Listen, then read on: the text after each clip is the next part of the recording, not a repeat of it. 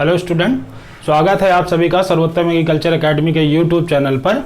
देखिए, जैसा कि आज आप जानते हैं, आज 3 अक्टूबर है, आपका जो है रिजल्ट आ रहा है सीट अलॉटमेंट का। ठीक है, ये काउंसलिंग की 3rd फेज है। बहुत से बच्चे और पेरेंट्स परेशान हैं। सुबह से कई सारी फ़ोन कॉल्स भी आई हैं, कुछ एक हम लोग रिसीव कर पाए हैं, कुछ लोग हम लोग नहीं कर पाए हैं। तो जो लोग परेशान हैं या जो अभी फ़ोन कॉल करेंगे या जो भी हैं, वो इस वीडियो के माध्यम से जो भी उनके डाउट्स हैं या जो चीज़ें वो पूछना चाहते हैं वो सारा हम क्लियर करने का प्रयास करेंगे। ठीक है, देखिए आज 3 अक्टूबर है, चूँकि करीब 1 बजने वाला है, 12:45 का समय है अभी हमारे पास। तो लोगों ने अभी चेक किया होगा, अभी हो सकता है आपको रिजल्ट ना शो हो रहा हो, ब्लैकआउट दिखा रहा हो, एरर दिखा रहा हो, पेज डज नॉट फाउंड बता रहा हो, तो आप परेशान नहीं होइए। पिछले भी देखिए, जो पूरी काउंसलिंग प्रोसेस है इसमें आपने इस चीज़ को देखा होगा कि जो भी आपको समय दिया गया है, अगर उस समय के अंदर साइट नहीं रन करती है या कोई दिक्कत आ रही थी तो उसके लिए आपको एक्स्ट्रा समय दिया गया है। तो यहाँ भी अगर आज आपका रिजल्ट शाम तक या मिडनाइट तक शो नहीं होता है या कल होता है तो आपको फिर समय बढ़ा के दिया जाएगा। आप इसके लिए परेशान नहीं होइए। ठीक, इस वीडियो के माध्यम से हम आपको जो जानकारी देंगे, जिस चीज़ के बारे में बताएंगे, उसको आप समय से करते रहिएगा। चूँकि आप एडमिशन का प्रोसेस नज़दीक है, अगर आप डिले होते हैं या किसी तरीके से चूक जाते हैं तो यहाँ पे फिर कोई भी यूनिवर्सिटी आपको एडमिशन के समय किसी भी तरीके का रिलायबल नहीं होगी, किसी भी चीज़ में आपको छूट नहीं देगी। ठीक है, चलिए तो कुछ एक बेसिक चीज़ें हैं वो आप जान लीजिए। जैसे कि आज 3 अक्टूबर है, 3 से 7 अक्टूबर तक आप अपना रिजल्ट देख सकते हैं जो भी होगा। जैसे क्या है कि अभी आपने स्टेप 1 में आपने क्या किया, डॉक्यूमेंट अपलोड किया था। ठीक है, उसके बाद है स्टेप 2। स्टेप 2 में आपने क्या किया, चॉइस फिलिंग की, चॉइस लॉक की और उसको अपलोड किया। ठीक, अभी बारी है स्टेप 3 की। ठीक, जो स्टेप 3 है, इस स्टेप 3 में आपको क्या करना है, जब यहाँ पे ऐसे इस तरीके से वहाँ जब आप अपना पोर्टल खोलेंगे, लॉगिन करेंगे तो यहाँ आपको दिखेगा स्टेप 1, स्टेप 2, स्टेप 3। जब स्टेप 3 दिखेगा तो वहाँ पे आपको दिखेगा अलॉटमेंट। ठीक है, जो भी आपको सीट अलॉट हुई है वो यहाँ आप क्लिक करके आप देख पाएंगे। किसी को बीबीएससी, बीएससी एग्रीकल्चर, हॉर्टिकल्चर, जो आपने चॉइस फिलिंग भरी होगी उसी हिसाब से आपको वहाँ अलॉटमेंट होगा। ठीक, अलॉटमेंट आप देखेंगे, उसके बाद यहाँ लिखा होगा फीस डिपॉजिट। ठीक, फीस डिपॉजिट, तो इसके बाद जब आप फीस डिपॉजिट कर लेंगे तो वो अलॉटमेंट लेटर आपको डाउनलोड होके मिल जाएगा। उस अलॉटमेंट लेटर को ले करके और उस अलॉटमेंट लेटर को लेकर के जहां आपको मिला हो, मान लीजिए आपको जो है मेरठ में, ठीक है, मेरठ में आपको बीएससी एग्रीकल्चर मिला है। ठीक, तो वो अलॉटमेंट लेटर लेके रिपोर्टिंग समय आपको उसमें दिया गया है, जो रिपोर्टिंग समय पहले से भी बताया गया है, वो आपका जो है 5 से 9 अक्टूबर है। ठीक है, 5 से 9 अक्टूबर आपको यूनिवर्सिटी में जाकर रिपोर्ट करना है। ठीक, तो जो यहाँ देखिए डिपॉजिट होगा, जो हर साल 5,000 होता था, इस बार संभवतः उन्होंने बढ़ा दिया है, इसको 6,000 डिपॉजिट कर दिया। ठीक, इस 6,000 में 3,000 आपकी एडमिशन फीस है, 3,000 आपकी कॉशन मनी है। ठीक है, जो आपको डिग्री पूरी होने के बाद आपको वापस मिल जाएगी। ठीक, तो इस प्रोसेस में क्या है कि आप 6,000 डिपॉजिट करिए, उसके बाद यहाँ डाउनलोड का ऑप्शन आएगा। ठीक है, आप अपना अलॉटमेंट लेटर डाउनलोड कर लीजिए, उसमें कुछ इंस्ट्रक्शन लिखे रहेंगे। ठीक है, इंस्ट्रक्शन किस तरीके से होंगे, जो प्रोसेस है जो आपको वहाँ जाके यूनिवर्सिटी में फिल करनी है वो है। सबसे पहले तो ये जो आपने अपने जो ओरिजिनल जो डॉक्यूमेंट स्कैन करके अपलोड किए हैं, तो जितने भी आपके ऑल डॉक्यूमेंट हैं, ठीक है, सारे डॉक्यूमेंट आपके जो है ओरिजिनल आपके पास होने चाहिए। यूनिवर्सिटी में ये वेरिफिकेशन किया जाएगा। ठीक, जो आपकी जो फोटो है, वो फोटो जो आपने कैटेट फॉर्म में अपलोड की थी, वो फोटो आपके पास होनी चाहिए, 4 मिनिमम। ठीक है, वो फोटो वहाँ पे कई सारे फॉर्म भरेंगे आप, वहाँ पे आपकी लगेंगी। ठीक, 4 फोटो होनी चाहिए। उसके बाद अलॉटमेंट लेटर होना चाहिए। ठीक है, अलॉटमेंट लेटर होना चाहिए। उसके बाद आपको फीस लेके जानी है। ठीक, तो जो फीस लेके जानी है वो सभी कोर्सों के लिए, जैसे कि बीबीएससी को अगर छोड़ दिया जाए ग्रेजुएशन में, वेटनरी साइंस को, तो बाकी सबकी जो फीस है वो आपकी 20,500 रुपये फीस है, 6,000 रुपये आपका हॉस्टल ड्यूज है। ठीक, तो अगर आप चाहें तो आप फीस ही सबमिट करें, जरूरी नहीं आप हॉस्टल ड्यूज जमा करें, ये आपके ऊपर है। आप 20,500 जमा करिए, 6,000 नहीं करिए। अगर आपको हॉस्टल लेना है तो आप 6,000 सबमिट करिए, नहीं लेना है तो 20,500 सबमिट करिए। ठीक, इसके बाद यहाँ एक चीज याद रखनी है, जैसे कि कुछ लोगों को सीट अपग्रेड कराना है। ठीक, सीट अपग्रेड कराना है। अब जिसको सीट अपग्रेड कराना है, मान लीजिए उसको बीएससी एग्रीकल्चर चाहिए था, मेरठ में उसको बीएससी हॉर्टिकल्चर मिल गया, वो चाहता है कि सीट अपग्रेड कराते हैं, हमें CSC BSc एग्रीकल्चर मिल जाए, तो आपको वहाँ हॉस्टल ड्यूज जमा करने की कोई आवश्यकता नहीं है, आप उसको मत करिए। 20,500 जमा करिए, बाकी का आप बोलिए कि जहाँ हमें दोबारा से मिलेगा वहाँ हम कराएंगे। तो वहाँ आपको एक सीट अपग्रेडेशन फॉर्म मिलेगा, उस अपग्रेडेशन फॉर्म को आपको भरना है और वहाँ रजिस्ट्रार सर के पास में सबमिट कर देना है। उससे क्या होगा, आप सेकंड राउंड की काउंसलिंग में पार्टिसिपेट कर पाएंगे। आपको अगर सीट अपग्रेड होकर मिलती है तो आप वहाँ एडमिशन कराइए, ये जो फीस आपने वहाँ सबमिट की है वो ट्रांसफर होकर आ जाएगी, जिस यूनिवर्सिटी में या जिस डिपार्टमेंट में भी आपका एडमिशन होगा वहाँ ये फीस पहुँच जाएगी। उसके बाद अगर आपको हॉस्टल अलॉट कराना है तो आप वहाँ 6,000 रुपये सबमिट करिए, आपको हॉस्टल मिल जाएगा, ठीक है। उसके बाद जैसे देखिए कुछ लोगों का क्या है, पैड का है, ठीक, कुछ लोगों ने पैड सीट का डाल रखा होगा, बहुत से लोग चाह रहे हैं कि हमको पैड मिल जाए। तो पैड सीट का क्या है, यहाँ भी देख लीजिए, जैसे ये जो 20,500 है, ये आपका जो है BSc agriculture, horticulture, fisheries, biotech, food tech, dairy tech, BTech, इन सब के लिए यही फीस है, ठीक। उसके बाद जैसे जो वेटनरी के स्टूडेंट हैं उनके लिए 71,650 रुपये, जिन्होंने BBSc करनी है उनको 71,650 रुपये, ये पूरे 1 ईयर की फीस है, ये 6 महीने सेमेस्टर वाइज की फीस है, ठीक है। ये फीस जो BBSc की होती है वो एनुअल पैड होती है, ठीक। अब उसके बाद देखिए जिन्होंने पैड सीट पर एडमिशन लिया है, तो जब सीट अलॉटमेंट लेटर आएगा तो जिस यूनिवर्सिटी में भी आपको सीट अलॉट हुई है, जिस यूनिवर्सिटी में आपको सीट अलॉट हुई है, मान लीजिए किसी को फैजाबाद मिला, ठीक, तो वहां पे लिखा रहेगा जो आपका जो पैड सीट का है, जैसे कि BSc एग्रीकल्चर 50,000, हार्टिकल्चर, फॉरेस्ट्री, इन सबका पहले सेमेस्टर में आपका 50,000 पड़ेगा। एग्रीकल्चर का जैसे आप जानते हैं 2 लाख रुपए पैड है, जिन बच्चों को BSc एग्रीकल्चर लेना है उनका क्या है 2 लाख रुपए पैड है। तो जो एग्रीकल्चर है उन्हें 50,000 रुपए हर साल जुलाई में एक्स्ट्रा देना पड़ेगा, ठीक। तो उसमें क्या है 50,000 रुपए जुलाई में जो आपको एडमिशन के समय देना है वो रजिस्ट्रार सर के नाम पे DD बनेगा। जिस यूनिवर्सिटी में आपने एडमिशन लिया है या जिस यूनिवर्सिटी आपको जो यूनिवर्सिटी आपको अलॉट हुई है उस यूनिवर्सिटी के रजिस्ट्रार सर के नाम पे डिमांड ड्राफ्ट आपको 50,000 का बनवा के ले जाना पड़ेगा, वो आपके अलॉटमेंट लेटर पे मेंशन रहेगा और वो इस चीज को आपको ख्याल रखना है कि ये आपको करके ले जाना, ठीक। उसके बाद जैसे वेटनरी वाले बच्चे हैं तो वेटनरी वालों का जो पैड है वो 10 लाख रुपए, ठीक। तो जो BBSc जिनको पैड सीट जिन्होंने डाला था उनका क्या है 10 लाख रुपए पैड होता है। तो इनको क्या है पहले मतलब एडमिशन के समय इनको 4 लाख रुपए का डिमांड ड्राफ्ट बनवा के ले जाना है। अगर उनको अलॉट होता है तो आप 4 लाख रुपए डिमांड ड्राफ्ट बनवा के ले जाएंगे, ठीक।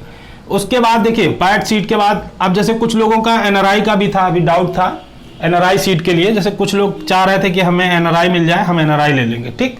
तो जो है NRI सीट में जैसे एडमिशन लेना चाहते थे, कई सारे फोन कॉल्स भी आए हैं, तो उनके बारे में भी मैं बता देता हूं। जैसे बहुत से पेरेंट्स परेशान थे कोई नहीं बच्चे को एडमिशन चाहिए सर, NRI सीट मिल जाए तो वहां करवा देते हैं, ठीक। तो ये चीज आप पहले समझ लीजिए कि ये चीजें आपके जो है अलॉटमेंट पे आपकी मेंशन होंगी।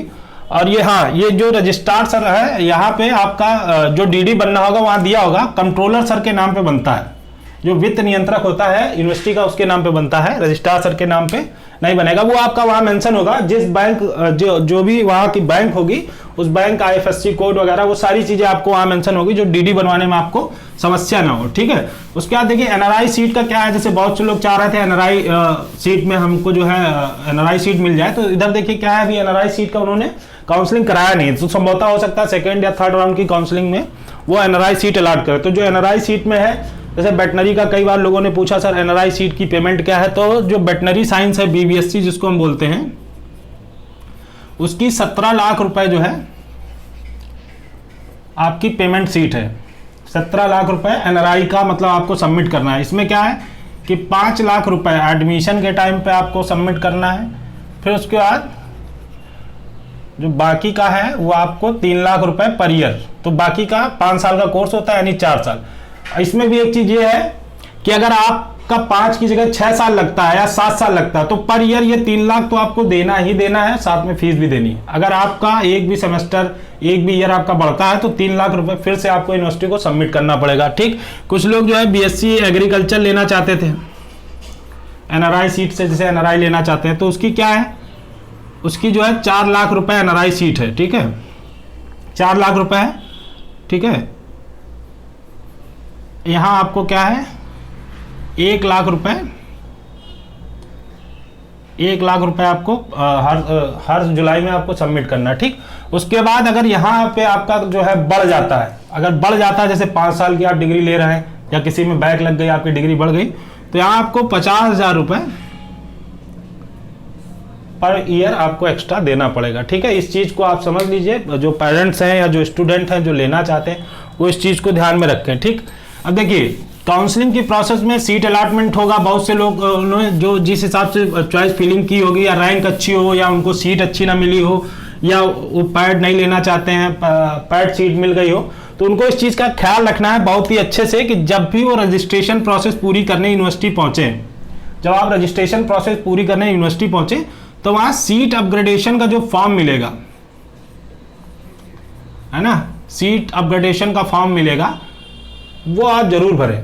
ठीक है, अब मान लीजिए आपकी अच्छी रैंक है, आपसे खराब रैंक वाले को फ्री मिल गया है, आप पैड लिए हैं अपनी चॉइस के हिसाब से, या आप चाहते हैं कि जैसे हमको सीएस से पैड मिल गया, हम पैड नहीं लेना चाहते हैं, हम मेरिट फ्री मिल जाए हमको हमारी रैंक के हिसाब से, तो वो आपको मिलेगा। मगर उसके लिए क्या करना पड़ेगा, आपको सीट अपग्रेडेशन कराना पड़ेगा और रजिस्ट्रेशन प्रोसेस पूरा करना पड़ेगा।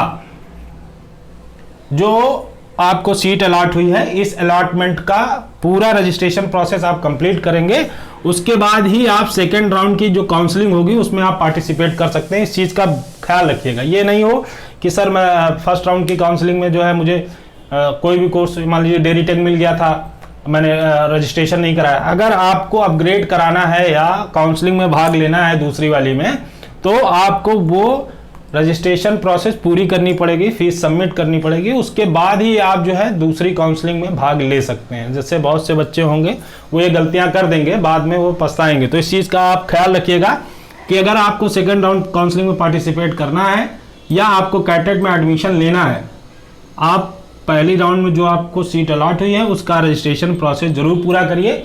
रजिस्ट्रेशन प्रोसेस पूरा करते समय आप अपग्रेडेशन फॉर्म लीजिए। अगर आप सेटिस्फाई नहीं है अपनी सीट से, आप बदलाव चाहते हैं कि हमें सब्जेक्ट या यूनिवर्सिटी कुछ भी बदलना है, तो उसके लिए आप अपग्रेडेशन फॉर्म लीजिए, आप उसको भर के रजिस्ट्रार सर के पास सबमिट कर दीजिए, वो आपको अलाउ कर देंगे। उस अलाउ की वजह से आप सेकंड राउंड की काउंसलिंग में भाग ले लेंगे। जब सेकंड राउंड की काउंसलिंग में आप पार्टिसिपेट करेंगे तो उससे पहले जो सीटें वैकेंट होंगी, जो भी खाली होंगी, वो आ जाएगा, आप उसको देख लीजिएगा। उसको देखने के बाद उसी के हिसाब से आपको फिर से वही प्रोसेस करनी है। जिसने चॉइस फिलिंग करनी है उसको लॉक करना है, आफ्टर उसके 500 सबमिट करना है, वो सारी प्रोसेस वही रहेगी। फिर उसके बाद इसी तरीके से अलॉटमेंट होगा। आप सेटिस्फाई होंगे आप ले सकते हैं, नहीं होंगे तो फिर आपके पास ऑप्शन नहीं है, क्योंकि आप सिर्फ एक बार ही अपग्रेड करा सकते हैं अपनी सीट को। ठीक है, तो इस चीज़ का आप ख्याल रखिएगा। और देखिए, अगर अभी भी किसी तरीके की किसी को समस्या आती है, जो चीज़ें देखिए बेसिक जो चीज़ें थी वो हम लोगों ने बता दिया है आपको। ठीक है, इसके बाद भी जैसे हर यूनिवर्सिटी का अपना प्रोसेस होता है। जैसे किसी को हॉस्टल मिल गया, ठीक है, तो इसमें क्या होता है, सिक्योरिटी मनी जमा होती है। ठीक है, तो कहीं 10,000 रुपये है, कहीं 15,000 है, वो यूनिवर्सिटी अपने हिसाब से लेती है। ये आपको जो है सबमिट करना पड़ेगा जब आप हॉस्टल अलॉट करा लेंगे। उसके बाद 10,000 जब हॉस्टल अलॉट कराएंगे तो 10,000 सिक्योरिटी फीस आपको जमा करनी है, 15,000 जमा करनी है। यूनिवर्सिटी वाइज अलग अलग है। जो भी आप यहाँ सबमिट करते हो 4 साल बाद आपको रिफंड हो जाता है। ये एज ए सिक्योरिटी डिपॉजिट है, वो जब तक आप यूनिवर्सिटी में पढ़ेंगे, हॉस्टल में रहेंगे, तभी तक डिपॉजिट रहेगा। उसके बाद आप इसको वापस ले सकते हैं। ठीक, उसके बाद जो अभी सीट अलॉटमेंट होगा उसमें जो 6,000 आप सबमिट करते हैं, ठीक, इस 6,000 में आपकी 3,000 कॉशन मनी है। ये जब आप डिग्री पूरी कर लेंगे तो ये आपको 3,000 इसमें वापस मिल जाएगा। ठीक है, तो ये आपको वापस मिल जाएगा। और बाकी हर साल जैसे जिसको हॉस्टल लेना है उसको 26,500, जिसको नहीं लेना है उसको 20,500 हर सेमेस्टर में फीस सबमिट करनी रहेगी। ठीक है, अब देखिए क्या है कि जैसे अगर इसके बाद भी आपको लगता है कि अभी भी कोई समस्या है, कोई डाउट है, कोई बात है जो हमको नहीं समझ में आई, या कुछ और है एक्सेस जो हमने ना बताया हो सकता है मैं कुछ भूल रहा हूँ, अगर ना भी बताया हो तो नंबर है, इन नंबरों पे आप कॉल करके जो भी है आप पूछ सकते हैं। ठीक है,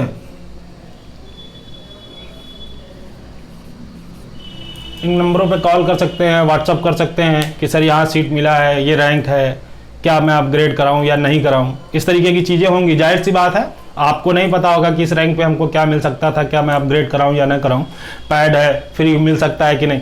अगर इस तरीके के आपके पास डाउट हैं तो 87 65 85 98 48 9919 595324 इन नंबरों पे आप कॉल करिए, व्हाट्सअप करिए रिजल्ट भी और जो आपको अलॉटमेंट हुआ उसको भी। आप अगर व्हाट्सअप करेंगे तभी हमको क्लियर होगा कि क्या चीज़ें हैं। हम आपको बेहतर सजेशन देंगे जो आपके लिए बेहतर होगा। जो आप पूछना चाहेंगे उसके हिसाब से जो बेहतर होगा वो आपको सजेस्ट किया जाएगा।